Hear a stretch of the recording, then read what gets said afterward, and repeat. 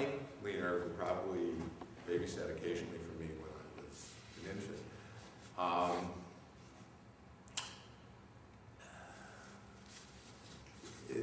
I think this is more for the grandchildren. I know you guys have been through this. It's really difficult when a person is dealing with senior challenges.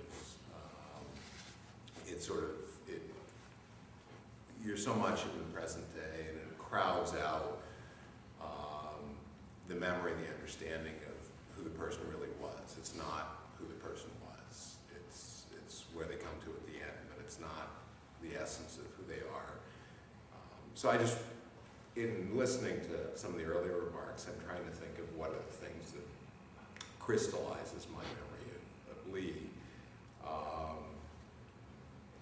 She loved dancing and she loved art. I didn't know the dancing part very well, but the art through her pottery, I think Alicia and I still have a few remaining plates from the set that she gave us as a wedding gift.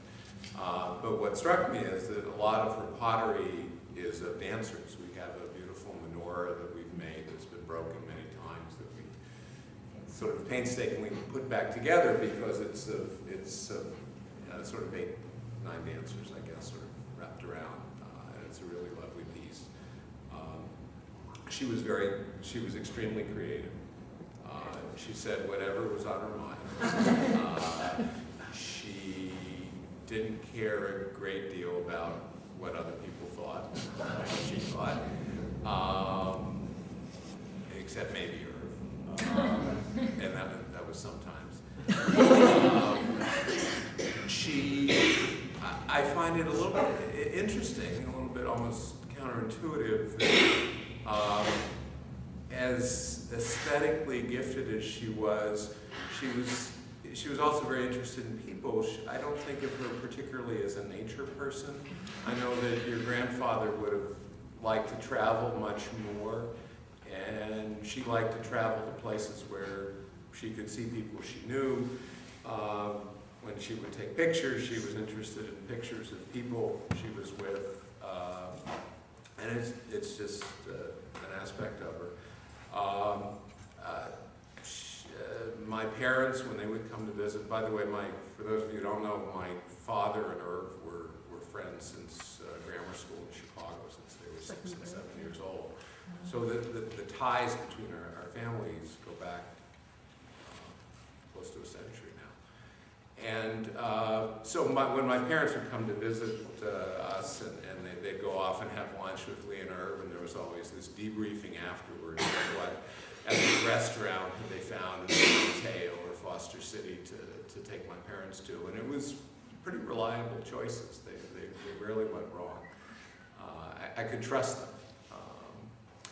But I remember when I came out here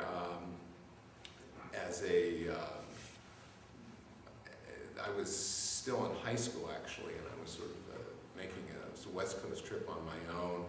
And I got to Foster City and sort of I put in with Lee and Irv for a few days, and then I was taking the train north to Portland where I had relatives. And I remember Lee packing me off with this wonderful sort of boxed lunch or boxed dinner. It was a night train. And sitting there on the train, and train travel overnight nobody does this anymore, but it's an interesting experience. It's sort of slightly upscale from a bus, but you have people around it for various reasons, and there's a lot of time to kill. And there was this a bunch of drunk people who were spilling out their life stories. It was in that novel, but I felt really good because I had this great sort of meal with me, and I was able to sort of my contribution was sharing the stuff that Lee packed me off with. So I remember that. She was a person of great energy, and I think most of all, to me, to Alicia, to many friends or relatives sort of happened to be in tow. Whenever you went to her house, you were sort of welcomed as if you were family. She had a very expansive notion of family, and that's a wonderful